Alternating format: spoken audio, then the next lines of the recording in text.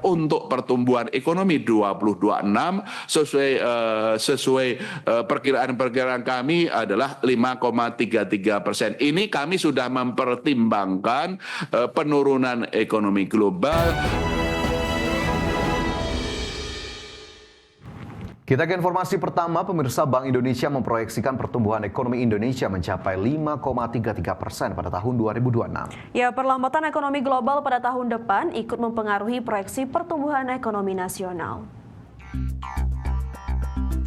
Bank Indonesia memproyeksikan pertumbuhan ekonomi Indonesia mencapai 5,33% pada 2026.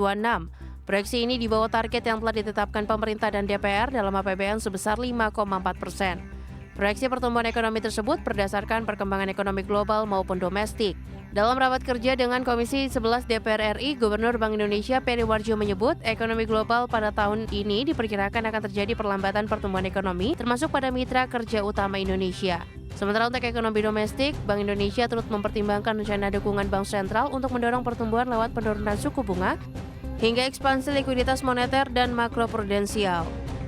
Untuk pertumbuhan ekonomi 2026 sesuai perkiraan kami adalah 5,33%. Ini kami sudah mempertimbangkan penurunan ekonomi global termasuk mitra kerja utama, demikian juga mempertimbangkan langkah-langkah dukungan Bank Indonesia untuk mendorong pertumbuhan ekonomi dengan penurunan suku bunga yang kami masih melihat ke depan masih ruang penurunan suku bunga. Meski realistis, Peri menilai target pertumbuhan ekonomi yang diusung pemerintah sebesar 5,4% sangat tergantung pada kecepatan realisasi belanja dan stimulasi fiskal ke depan. Dari Jakarta, Tim Liputan, IDX Channel. Sementara itu, kalangan pelaku usaha tetap memprediksi pertumbuhan ekonomi secara nasional hingga akhir 2025 bisa tumbuh di atas 5,3%. Optimisme dan keyakinan tersebut disampaikan Chairman Affiliation Global Retail Association atau AGRA, Roy Nicholas Monday, atas dasar peningkatan indeks keyakinan konsumen yang meningkat di kuartal 3 ini. Selain itu, sektor konsumsi mulai meningkat, serta daya beli sektor retail bergerak positif seiring dengan diterapkannya stimulus ekonomi dari pemerintah. Untuk itu, Roy Monday berharap pemerintah mengoptimalkan potensi peningkatan laju konsumsi dan daya beli masyarakat di momen libur Natal dan Tahun Baru. Di sisi lain, potensi investasi yang bisa mendorong penyediaan lapangan kerja juga harus dioptimalkan. Namun sejak kuartal ketiga, ya kita sudah di kuartal keempat sekarang. Sejak kuartal ketiga, tren penjualan mulai meningkat memang. Ya, apalagi kita mau memasuki akhir tahun, biasanya konsumsi juga akan meningkat karena akan ada katakanlah pembagian hasil atau dividen atau bonus dan lain sebagainya yang diharapkan oleh masyarakat, maupun juga kita tahu bahwa persiapan-persiapan yang dilakukan pemerintah pasti akan menjaga bagaimana ketersediaan dan kestabilan harga dapat terjangkau. Nah, itu yang membuat korelasinya dengan indeks kepercayaan konsumen itu tentunya akan mempengaruhi. Kita tahu tadi 121,5 dari sebelumnya 115. Ada optimisme. Wakil Ketua Komisi 11 DPR RI Dolphy Othniel Frederick Palit meminta penjelasan dasar dari pihak eksekutif termasuk Bank Indonesia terkait proyeksi angka pertumbuhan ekonomi. Pasalnya angka pertumbuhan ekonomi kerap disampaikan secara beragam. Menurut Dolphy, penting bagi pihak pemerintah termasuk Bank Indonesia untuk menyampaikan dasar mengungkap angka pertumbuhan ekonomi di Indonesia.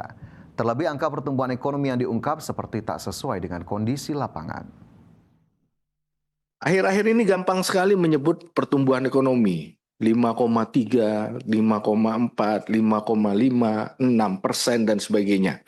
Nah, mumpung karena kita sedang membahas dengan BI, asumsi 5,3% tahun 2026 ini tolong angka-angkanya Pak, sumbernya dari mana? Kalau Bapak berangkat dari sisi ada konsumsi umum terus belanja, angkanya dari mana Pak? Datangnya itu dari mana? Ini masalah kredibilitas sekarang nih tentang pertumbuhan ekonomi karena begitu mudahnya kita menyebut angka pertumbuhan ekonomi yang kita rasakan dengan situasi ekonominya kok nggak klop. Sehingga ini Pemirsa, sektor industri manufaktur Indonesia terus menunjukkan kinerja yang solid sebagai motor utama penggerak ekonomi nasional.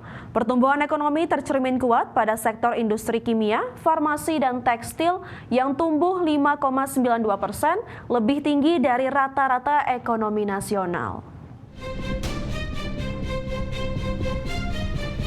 Dalam acara pameran Indonesia Pharmaceutical and Cosmetic for Sustainability di Jakarta, tercatat sektor industri kimia, farmasi, dan tekstil atau IKFT tumbuh 5,92%, lebih tinggi dari rata-rata ekonomi nasional. Kontribusinya terhadap PDB mencapai 3,88% dengan realisasi investasi sebesar 142,15 triliun rupiah selama Januari hingga September 2025, naik dari 116,54 triliun rupiah pada periode yang sama tahun lalu. Menteri Perindustrian Agus Gumiwang Kartasasmita menegaskan sektor industri kimia, farmasi, dan obat tradisional tumbuh paling tinggi, yakni 11,65% dengan investasi mencapai 65,9 triliun rupiah dengan nilai ekspor mencapai 15,22 miliar dolar Amerika. Berdasarkan data Kementerian Perindustrian, Indonesia memiliki lebih dari 30.000 jenis tumbuhan berkhasiat yang berpotensi dikembangkan menjadi bahan aktif dan obat, kosmetik, dan suplemen kesehatan. Potensi tersebut menjadi modal besar bagi pengembangan industri berbasis bahan alami dan inovasi lokal.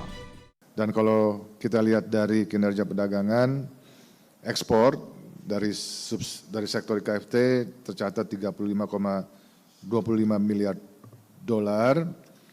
Dan pada periode yang sama, sektor industri kimia, farmasi, dan obat tradisional tercatat tumbuh double digit, ya, sebesar 11,65% dengan kontribusi 1,87% terhadap PDB, dan investasi di sektor farmasi dan obat tradisional tercatat 65,9 triliun rupiah dengan nilai ekspor lumayan baik, 15,22 miliar dolar. Saat ini terdapat lebih dari 219 industri farmasi, mayoritas berskala besar, serta 1.200 industri kosmetik, di mana 89% diantaranya merupakan industri kecil dan menengah. Menperin Agus Gumiwang menegaskan dengan populasi muslim terbesar di dunia, Indonesia memiliki potensi besar untuk menjadi pusat industri sektor kosmetik dan obat halal global atau Global Halal Hub yang mandiri, inklusif, dan berkelanjutan. Dari Jakarta, Tim Liputan, IDEX Channel. Kementerian Investasi mencatat jumlah nomor induk berusaha yang diterbitkan lewat sistem online single submission meningkat menjadi 14 juta NIB dalam 1 tahun terakhir. Ya, Kementerian memastikan penerapan peraturan pemerintah nomor 28 tahun 2025 akan memberikan kepastian waktu dan kemudahan berusaha bagi pelaku usaha. Kementerian Investasi mencatat dalam setahun terakhir jumlah nomor induk berusaha yang diterbitkan lewat sistem online single submission meningkat dari 10,6 juta menjadi 14 juta NIB. Peningkatan jumlah pelaku usaha terdaftar menunjukkan semakin kuatnya kepercayaan masyarakat terhadap sistem perizinan berusaha yang transparan dan terintegrasi. Wakil Menteri Investasi Todo Tua Pasaribu memastikan pemerintah terus berupaya memperbaiki ekosistem investasi melalui penerapan peraturan pemerintah nomor 28 tahun 2025 yang mengatur service level agreement bagi perizinan berusaha. Regulasi itu memperkuat penerapan prinsip fiktif positif, yakni mekanisme pemberian izin atau sertifikat standar secara otomatis apabila jangka penerbitan telah terlampaui. Ketentuan ini bertujuan untuk memberikan kepastian waktu dan kemudahan berusaha bagi pelaku usaha. Apa itu fiktif positif? Konteksnya sederhananya adalah memberikan kepastian waktu terhadap proses pelayanan perizinan. Jadi dunia usaha itu, pelaku usaha itu datang di negara kita, ngurus izin, itu selalu dibilang berapa lama ngurus izin? Berapa lama? Ini kan susah. Nah, ini kita bikin namanya fiktif positif. Sepanjang Januari hingga September 2025, realisasi investasi mencapai 1.434,3 triliun rupiah, naik 13,7% secara tahunan atau sebesar 75,3% dari target 2025 yang mencapai 1.905,6 triliun rupiah. Dari Jakarta, Tim Liputan, IDEX Channel.